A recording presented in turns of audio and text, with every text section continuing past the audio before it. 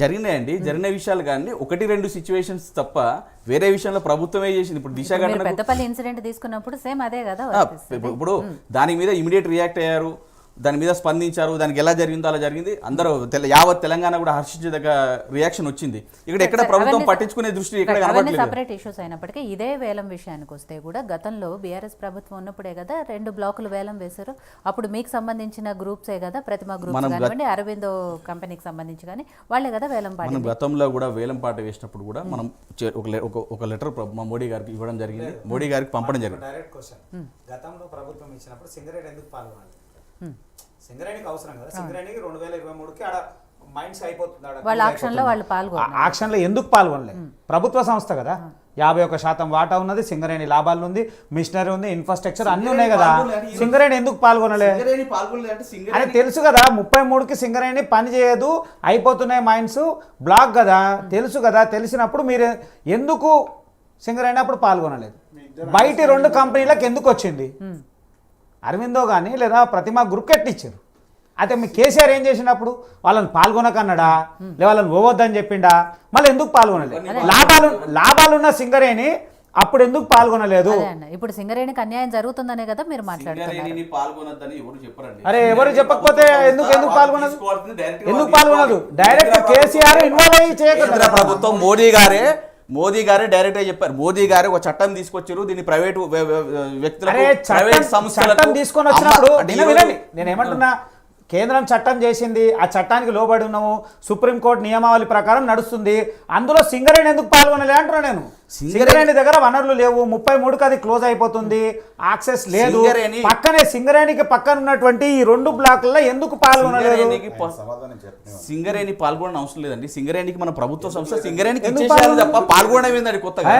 అరే సింగరేణి పాల్గొనడం నామినేషన్ పద్ధతి ఇవ్వద్దని కదా రూల్ ఉంది. ఎందుకు నామినేషన్ పద్ధతి ఎందుకు? ఒరిస్సాలో గుజరాత్లో ఇచ్చారు, నేను అదే అంటున్నా. ఒరిస్సాలో ఇచ్చారు, గుజరాత్లో ఇచ్చారు, తమిళనాడులో ఇచ్చారు. తమిళనాడు బీజేపీ అధ్యక్షుడు పోయి మాట్లాడితే చెప్తా.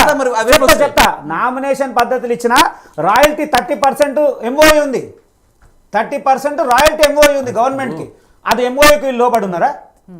ఎంఓయూ 30% ఎంఓయూ లోబడి ఉంది. అక్కడ ఉన్నటువంటి ప్రైవేట్ సంస్థ తీసుకున్నారు. ఇవాళ ఇది కూడా చెప్పారు. ఇప్పుడు ఇచ్చేటువంటి యాక్షన్ లో కూడా డైరెక్ట్ అరే బైసాబ్ మీరు 20-30% రాయల్టీ ఎంఓయూ ఉండాలి. దాని ప్రకారం ఇప్పుడు సింగరేణి 4% కడుతుంది కదా. అవును, దాంతో ప్రకారం వీళ్ళకి ప్రైవేట్ ఇప్పుడు ఎవరు తీసుకున్నా, ఎవరు టెండర్లో తీసుకున్నా ఆ టెండర్లో వాళ్ళకి ఓపెన్ టెండర్లా ఖచ్చితంగా 20-30% రాయల్టీ ఇవ్వాలనే డైరెక్ట్ రాసింది ఉంది కదా. ఇప్పుడు రాయల్టీ కోసం సింగరేణి అమ్మేస్తా అంటున్నారా? మిగతాది అమ్ముతాను ఎవరు అంటున్నారు? కనుల్ని మీరు ఇప్పుడు వేలం వేస్తున్నారు. నేను అదే అంటున్నాను, మీరు రెండింటిని కలపొద్దు. లేదు కలపొద్దు. మాట్లాడుతున్నాం మన దగ్గర కాదు, ఇంకో రాష్ట్రాల పరిస్థితి ఏమని చెప్పనా? సరే రాష్ట్రాల పరిస్థితి, కొన్ని రాష్ట్రాలలో అది లోపల నుంచి బయటికి తీసుకురావడానికి 12,000 రూపాయలు ఖర్చు వస్తే 4,000 రూపాయలు దాని ధర ఉంది. అంటే లాస్ ఎవరు భరించాలి దాన్ని?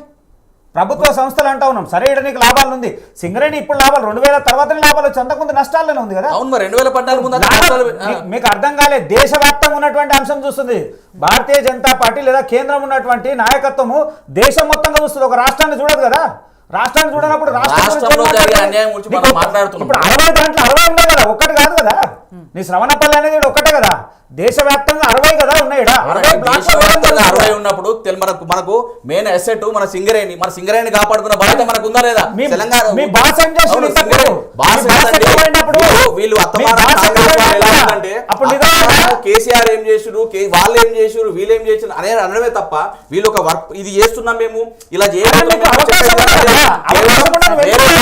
తీసుకొచ్చుకోవాలి, లేకపోతే ఏదో ఒకటి మట్టి పూచి చెప్పి ఒక మాట వేసేసేయాలి, ఒకటి ఒక పుకారు లేపాలి తప్ప వీళ్ళు చేసే పనులు ఏం లేవు. సింగరేణి ప్రజలు ఏం అన్యాయం చేయమంటారు?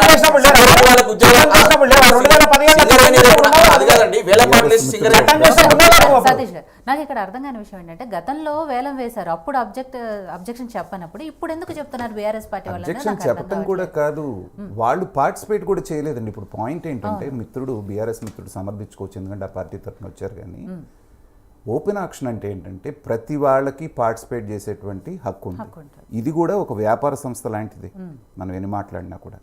మరి వీళ్ళు అన్ని చోట్లకి వెళ్ళి పార్టిసిపేట్ చేస్తున్నారుగా, ఒరిస్సాకి వెళ్ళి పార్టిసిపేట్ చేసి వచ్చారుగా.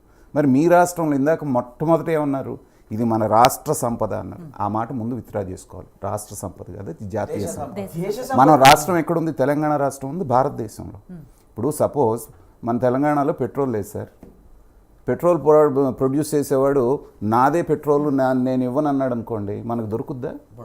ఉన్నటువంటి వాడిని ఎవరి దగ్గర ఉన్నది మనం కూడా భారతదేశంలో ఉన్న దేశ సంపద అంటున్నాం, కానీ తెలంగాణ కొంగు బంగారమైన ఇప్పుడు ఒక సింగరేణి అక్కడికే ఉద్యోగ అవకాశాలు ఉన్నాయి, యంగ్స్టర్స్ పని చేస్తున్నారు. రేపు వాళ్ళని రోడ్డు మీద పడేసి ఇప్పుడు వేరే దారిలో వేరే ప్రైవేట్ వేరే వాళ్ళకి ఇవ్వాలి, వేలం పెట్టాలంటే పద్ధతి కాదు కదా. చెప్తుంది అదే దేశ సంపాదన సార్. దేశ సంపాదనకై మనం తెలంగాణ సంపాదన చూడవచ్చు, వెరీ నైస్. కానీ మీరు ఒకటి మర్చిపోతున్నారు, మన కల్చరల్ ఎమోషనల్ కనెక్ట్ ఉంది. నేను ఆ మాట ఇందాకే చెప్పాను, అది చాలా సిగ్నిఫికెన్స్. కొన్నిటికి ఎగ్జామ్షన్ ఇవ్వాలనేది నేను అప్పుడే చెప్పాను. తర్వాత ఇంకోటి మిత్రుడు ఏమంటున్నారంటే, ఇప్పుడు 60 ఆప్షన్స్ పెట్టిన వాటిల్లో కేవలం ఒక్క బ్లాక్ మాత్రమే ఇస్తున్నారు. ఒక్క బ్లాక్ తోటి ఇదంతా తలకిందులు అయిపోయేది ఏం లేదు, నెంబర్ 1. రెండోది, ఇక్కడ మైన్ తీసుకొని దీని అమాంతం ఎత్తుకుపోయి గుజరాత్లోనో ఇంకో చోట కొనుక్కున్న ఆయన పెట్టుకొని అక్కడి నుంచి తీయడుగా. ఇక్కడే యూనిట్ ఎస్టాబ్లిష్ చేయాలి. రిక్రూట్మెంట్ ఎక్కడ చేసుకుంటారండి? ఎంప్లాయ్మెంట్ ఎక్కడ పోతుంది? ఇక్కడ వాళ్ళని స్థానికులు 90%, 80%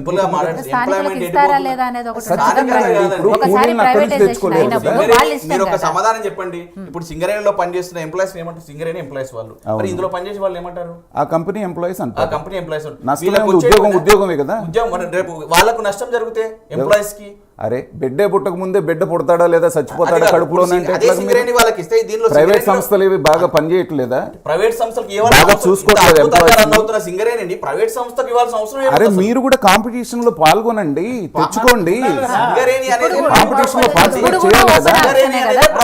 గంపగుత్తగా ఊరికి ఇచ్చేయండి కరెక్ట్ కాదు కదా. ఇప్పుడు కూడా ఓపెన్ ఆప్షన్ కదా, ఇందులో అయినా సింగరేణి పార్టిసిపేట్ చేయొచ్చు కదా. ఎవరు వద్దన్నారు? వాళ్ళు ఆహ్వానించారు కదా, మీ మినిస్టర్ని కూడా రమ్మన్నారు కదా. ఇందులో పార్టిసిపేట్ చేయొద్దు అని చెప్పలేదు కదా. వీళ్ళు ఏంటంటే ఇప్పుడు ఇదే విషయంలో ఇక్కడ రాజకీయం ఒక్క నిమిషంలో 3 పార్టీల స్టాండ్ ఎక్స్ప్లెయిన్ చేస్తుంది. దీన్ని పొలిటికలైజ్ చేసి ఎట్లా చేశారంటే, కాంగ్రెస్ పార్టీ విషయం తీసుకుందాం. ఇప్పుడు 3 పార్టీలు ముఖ్యమైన వాళ్ళు ఉన్నారు కాబట్టి నిష్పక్షపాతంగా చెప్పాలంటే, ఈ 2015 చట్టం రాకముందు బొగ్గు కుంభకోణాలు ఎలా ఉన్నాయి, తర్వాత జరిగినటువంటిది ఎట్లా జరిగిందో మనం చూసాం. అది కాంగ్రెస్ వాళ్ళు చేసినటువంటి తప్పు. బీజేపీ పాలసీ కనుక తీసుకుంటే ఒక్కొక్క రాష్ట్రంలో ఒక్కొక్కటి అనుసరిస్తున్నారు. మీరు తీసుకున్నది లిబరలైజేషన్ పాలసీ తీసుకున్నారు, బాగుంది. కానీ వైజాగ్ దగ్గర ఎందుకు ఆగారు, ఇక్కడ ఎందుకు వెళ్తున్నారు అనేటువంటి మాట వస్తుంది. వైజాగ్లో మీకు ఎలక్షన్ ఉంది, మీకు కూటమి రావాలి కాబట్టి అక్కడ హోల్డ్లో పెట్టారు. కానీ ఇక్కడ లేదు కాబట్టి, ఇక్కడ అయిపోయింది కాబట్టి ఇక్కడ వస్తున్నారు అనేటువంటిది వస్తుంది. అది వాళ్ళ తప్పు. వీళ్ళ దగ్గరికి వచ్చేటప్పటికి ఏంటంటే, మీ చేతిలో ఉన్నప్పుడు, మీ దగ్గర ఆప్షన్ ఉన్నప్పుడు పాల్గొనకుండా మీకు సంబంధించిన 2 వ్యక్తులు, అరవిందో కానీ మిగతా దాంట్లో కొంత వీళ్ళది ఉందనేటువంటిది ఉన్నది, దాన్నేమో పార్టిసిపేట్ చేయొద్దన్నారు. ఎవరికైతే అవసరం ఉందో, ఇప్పుడు మీరు ఏదైతే గట్టిగా మాట్లాడుతున్నారో దానికి అన్యాయం జరిగిందని ఆ రోజున ఎందుకు